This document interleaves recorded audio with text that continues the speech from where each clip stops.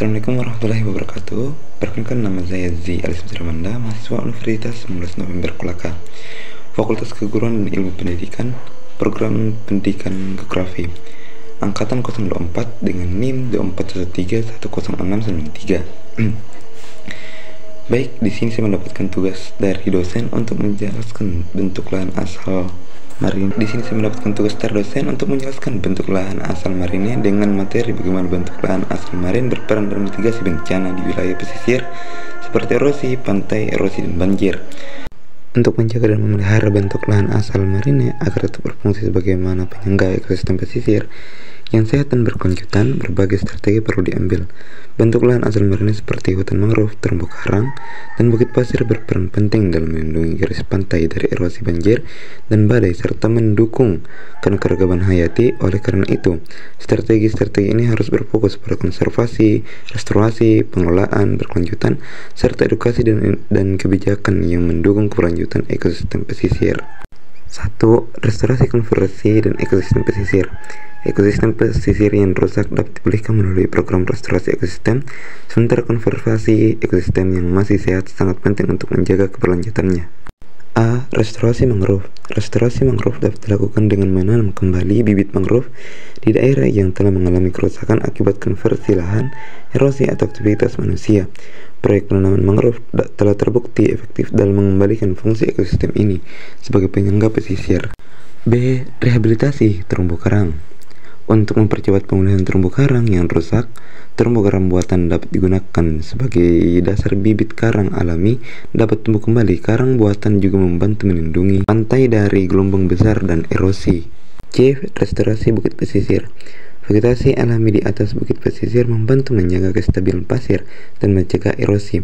Upaya restorasi bukit pesisir seringkali melibatkan penanaman vegetasi asli untuk memperkuat struktur bukit pasir dan melindungi pantai dari abrasi. 2. Pengelolaan berkelanjutan dan zonasi wilayah pesisir. Pengelolaan wilayah pesisir harus berdasarkan pada pendekatan berkelanjutan, di mana pembangunan dan eksploitasi sumber daya alam dilakukan dan memperhatikan keberlanjutan ekosistem pesisir. A. Penerapan sistem sinasi. Sinasi wilayah pesisir bertujuan untuk memisahkan aktivitas yang dapat merusak ekosistem dari area yang harus dilindungi. Contohnya, area dan ekosistem mangrove dan terumbu karang yang sensitif harus dijadikan zona konservasi. Sementara kegiatan manusia seperti perikanan, pariwisata, dan pembangunan dapat dilakukan di zona yang lebih aman dan tidak merusak ekosistem.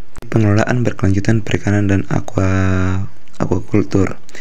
Penangkapan ikan yang berlebihan atau menggunakan metode destruktif dapat merusak ekosistem pesisir. Oleh karena itu, pengelolaan perikanan harus fokus pada metode yang berkelanjutan, termasuk pembatasan jumlah tangkapan, pelarangan alat tangkap yang merusak, dan pemantauan habitat laut. 3. Edukasi dan keterlibatan masyarakat lokal. Perlibatan masyarakat lokal dalam upaya konservasi dan restorasi sangat penting untuk keberhasilan jangka panjang program perlindungan ekosistem pesisir. Masyarakat lokal, terutama yang tinggal di dekat ekosistem pesisir, harus diberikan edukasi tentang pentingnya menjaga ekosistem seperti mangrove dan terumbu karang. Dengan peningkatan pemahaman, mereka dapat terlibat aktif dalam konservasi dan menghindari praktik yang merusak. B. Pemberdayaan ekonomi lokal. Pengembangan ekonomi alternatif. Masyarakat pesisir yang bergantung pada kemanfaatan sumber daya alam yang merusak harus didukung dengan mengembangkan alternatif ekonomi yang lebih ramah lingkungan, seperti ekowisata berbasis mangrove atau pengelolaan terumbu karang yang dapat mengurangi tekanan terhadap ekosistem pesisir yang mendukung keberlanjutan jangka panjang. 4. Kebijakan dan regulasi yang mendukung. Dukungan kebijakan yang kuat dari pemerintah sangat penting untuk keberhasilan strategi pelestarian dan pemeliharaan ekosistem pesisir. Bagian A. Peraturan pembangunan pesisir. Penguasaan pembangunan di wilayah pesisir harus diatur dengan ketat agar tidak merusak ekosistem alami seperti mangrove dan terumbu karang.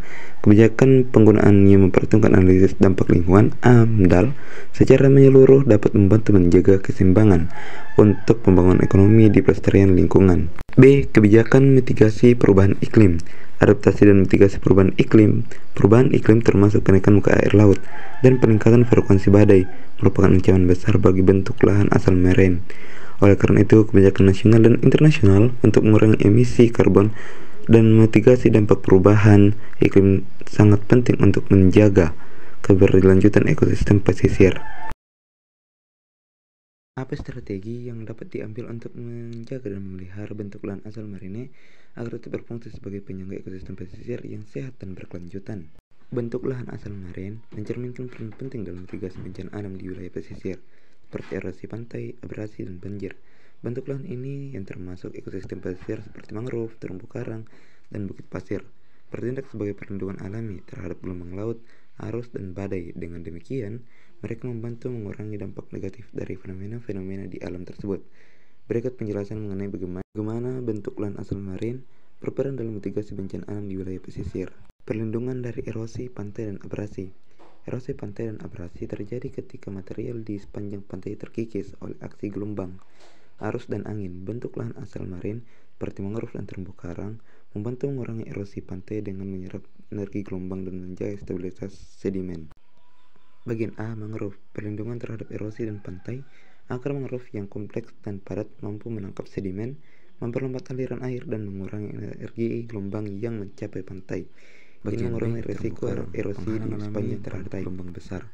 Terumbu karang yang terletak di depan pantai berfungsi sebagai penghalang alami yang dapat mengurangi energi gelombang sebelum mencapai daratan. Ini mengurangi dampak gelombang besar, termasuk selama badai, yang dapat mempercepat erosi pantai dan abrasi.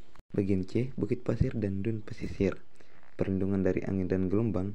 Bukit pasir yang terbentuk di pesisir pantai berfungsi sebagai penahan alami terhadap angin kencang dan gelombang laut.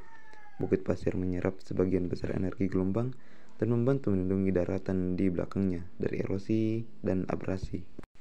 2. Mitigasi banjir dan pesisir. Banjir pesisir terjadi ketika air laut naik karena gelombang badai, pasang surut tinggi, atau kenaikan muka air laut. Bentuk lahan asal marine membantu mengurangi risiko banjir dengan bertindak sebagai penghalang alami yang mengurangi ketinggian gelombang dan memperlambat aliran air. Bagian A. Hutan mangrove, penyerap banjir. Hutan mangrove dapat berfungsi sebagai zona buffer yang menyerap kelebihan air laut selama banjir pasang atau badai.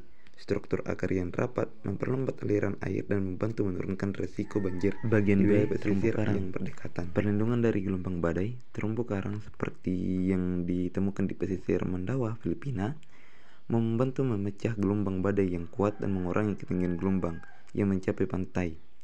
Ini secara signifikan mengurangi risiko banjir di wilayah daratan pesisir. Nomor 3. Pengurangan dampak badai. Bentuk lahan asal marine juga memainkan peran penting dalam mengurangi dampak badai tropis dan angin yang kencang di wilayah pesisir. Ekosistem seperti mangrove dan bukit pasir membantu melindungi garis pantai dari kerusakan mangrove, gelombang, pengurangan kerusakan badai dan angin kencang. Mangrove bertindak sebagai perlindungan alami terhadap gelombang badai dan angin kencang, menyerap sebagian besar energi sebelum mencapai daratan. Hal ini mengurangi kerusakan yang ditimbulkan pada infrastruktur dan permukiman di belakang hutan mangrove. Bagian B. Bukit pasir. Pertahanan terhadap badai. Bukit pasir memberikan perlindungan fisik dari gelombang badai. Mereka bertindak sebagai penghalang alami yang dapat menahan pasir dan sedimen dari pantai, melindungi infrastruktur pesisir dari kerusakan akibat badai. 4. Restorasi dan pemeliharaan bentuk lahan pesisir. Banyak upaya mitigasi bencana pesisir kini berfokus pada pemulihan dan perlindungan bentuk lahan asal marine yang rusak, restorasi mangrove, rehabilitasi terumbu karang, dan pemeliharaan bukit pasir adalah bagian penting dari strategi mitigasi bencana alam di wilayah pesisir.